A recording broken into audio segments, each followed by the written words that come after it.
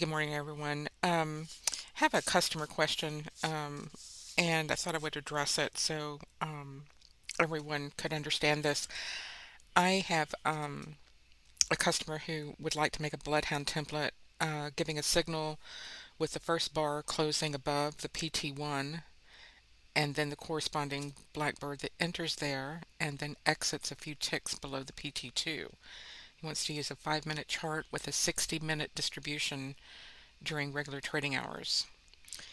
And he has some questions. He's showing a screenshot and asking if this is the right setting to use. So let's look at his screenshot.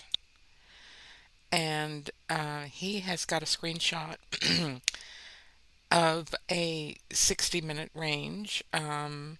He has the wrong PT indicator, though.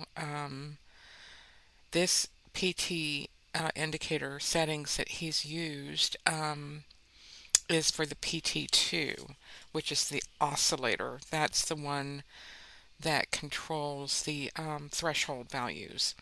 To get a bloodhound signal for location inside these ranges, we want to use the PT3. And I apologize, guys, right off the bat. Zach has already talked to me about this. I've named it really weird, PT123 and PT2, PT3. It's confusing, and I apologize for that. But I got started on it, so it's the way it is. So we'll have to get used to it. This is the PT2 indicator, the threshold value. So let's not use that. So here's a chart of the 5-minute candles with a 60-minute distribution, and you can see on the indicator settings when I pull that up, this is the PTV3. So when you look in the JATS indicators, you're going to have 3 of them. I know it's confusing, right? Don't use the PT2s to get a directional signal inside the distributions. Use the PTV3. And in here, you can see I've got it up over here. You can set whether you want to use the minute ranges, you know, or daily, weekly, monthly, uh, or you can use a period range up here. You can only use one or the other. You can't use both. So if you want to use a period range, uncheck the higher time frame value, and then that way you can put like a 1 hour initial balance, whether you're going to go off the open or the close of that distribution.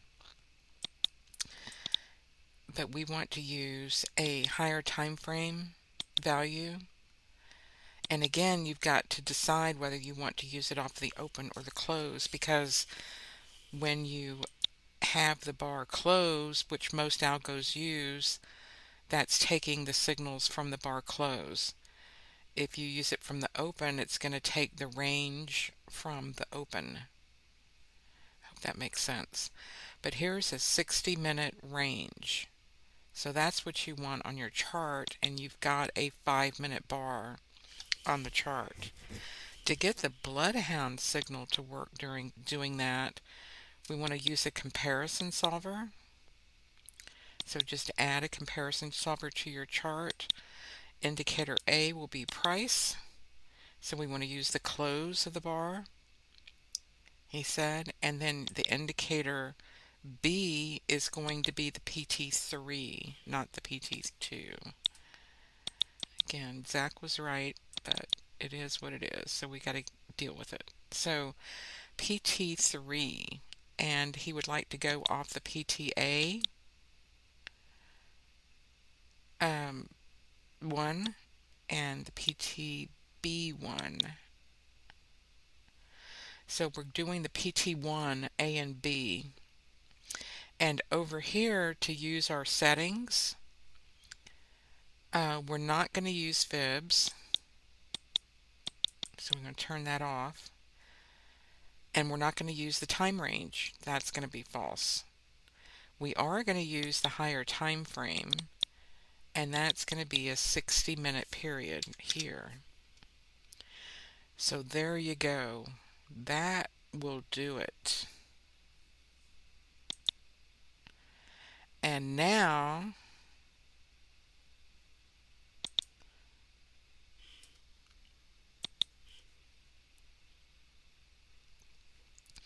you can see, oops, that right click, reload. You can see that when you get above the 1, you're green, and when you get below the 1, you're red.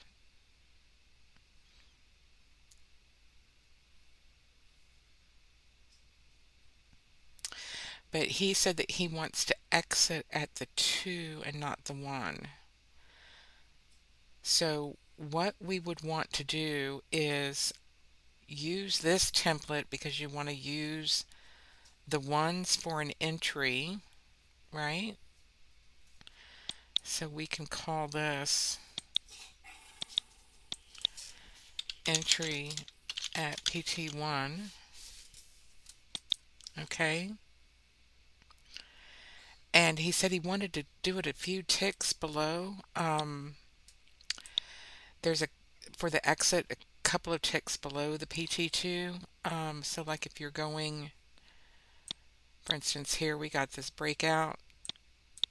All these are good breakouts, and here it would have given you that exit a couple of ticks below the PT2. It would have exited here because you never know if it's just going to keep going and roll over on you, I guess. But you could create a solver to exit at the PT2. It's not going to offset it by a few ticks though. Well, I guess I could offset it, yeah. So let's call this entry. So we're going to come over here to the logic board.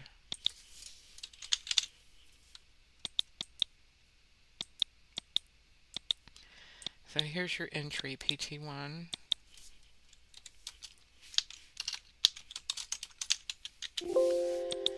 And then to create an exit, we'll create a new solver. And we will do a comparison solver.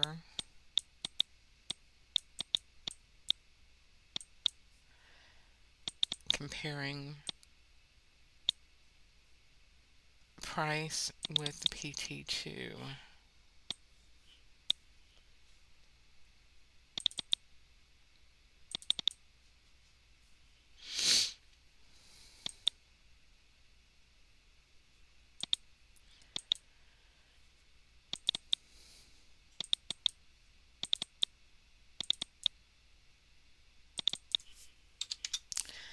So no fibs, no time range, higher time frame true, 60 minutes on the close, PT A2 and PT B2, A for above, B for below. Click yes, and this would be PT2 exit.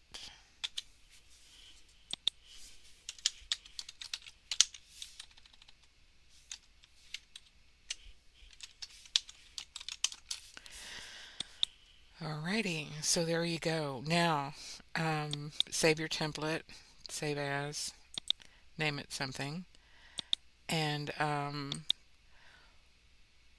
that will exit at the PT2. And to get the couple of ticks offset, you can do that here with however many you want.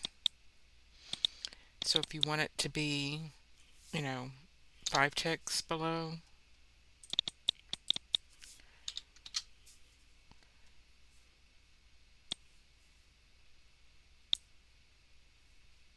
you could set it up like that. Or you can put it in Blackbird with the difference, the offset difference, as an indicator in Blackbird.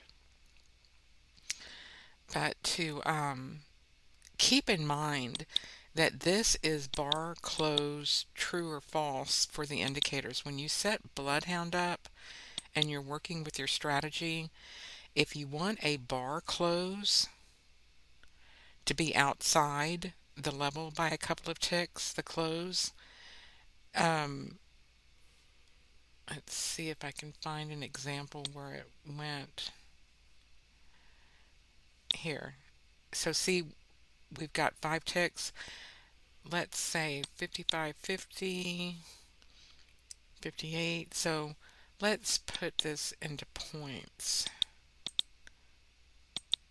and see if I can show you. There we go. See, it got rid of the signal. So you're saying I have to have it 5 points above or below to really make sure that it's not just a turnaround, because when we're talking about this strategy, um, and when you want to think about this strategy, the thing to keep in mind with these distributions is you can enter and exit anywhere you want inside the distribution, and that makes it the perfect indicator. And I like the PT1s. I think he's on the right track with that. Let me put this back on the entry.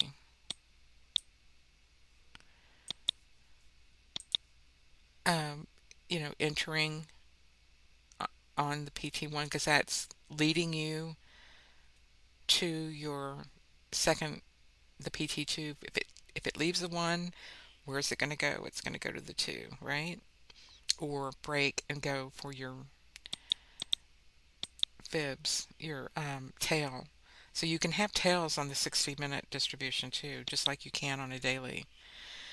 And again, I am going off script here, but if you keep in mind that all of these are fractal, right? So there's your target, right? No matter what size you're on. The smaller the distribution, you want to do the whole thing. A daily, you want to do either the 1 to the 3 or the midband to the 3 for distance wise. But usually on these 60 minutes, you can try to get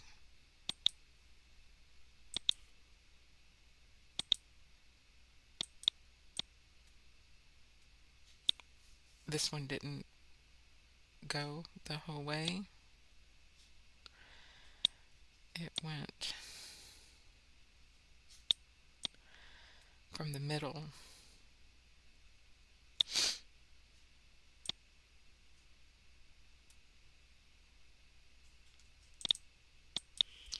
So it's either one or the other for your tails. But I digress. But this is so, I mean, you can put your entry and exit wherever you want inside these distributions. He was just using the wrong solver, and I apologize. That's, it's not his fault. PT2, PT3, PT1.